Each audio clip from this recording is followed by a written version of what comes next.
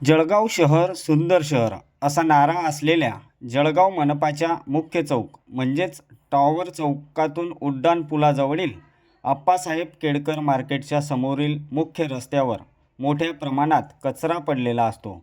या रस्त्यावरून दुचाकीसह चारचाकी ये-जा सुरू असल्यामुळे हा कचरा संपूर्ण शहरात पसरत असून नेहमीच या ठिकाणी मोठ्या प्रमाणात घाणीचे साम्राज्य निर्माण झाले आहे। या ठिकाणी मनपाच्या माध्यमातून कोणीही कचरा उचलण्यासाठी येत नसल्याचे देखील समजते।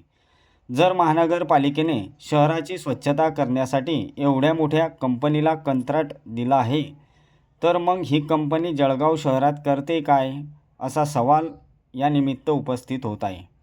पहा काय म्हणाले यावेळेस नागरिक।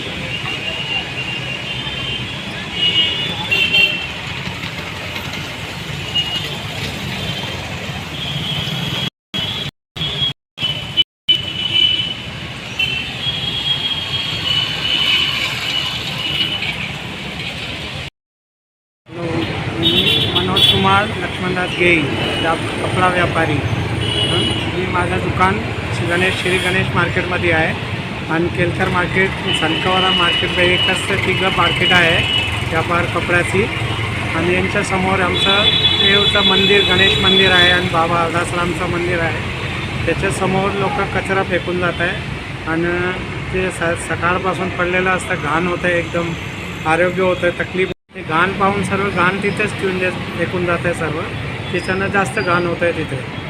ठिकाणं सकाळी गाडी पाठवून ते कचरा उचलायचं त्याच्यानं जास्त प्रॉब्लेम होतो आहे। साफसफाईचं थोडी काळजी घ्यायची नगरपालिकाने, महापौरांना सर्वांना ते आपल्याला विनंती आहे की आपण थोडं इथे लक्ष द्यायचं, गाडी पाठवून थोडं साफसफाई करायची। दादा रोज नगरपालिकेची गाडी येते का कचऱ्याची तुमच्याकडे? येत आहे, कधी कधी येत आहे, असं काय नाही। हप्त्यात 2-1 कधीदा दिसते गाडी मला। मी स्वतः 11 वाजता येतो तर त्यानंतर कधी कधी दिसते ते असे गाडी। बाकी एकदम काम रोजचं नाही येत आहे तिथे, पण घाण जमा होऊन जातं आहे सकाळपासून संध्याकाळपर्यंत, भरपूर घाण होऊन जात आहे। सर्व लोक इथेच घाण पाहून सर्व इथेच फेकून जात आहे सर्व।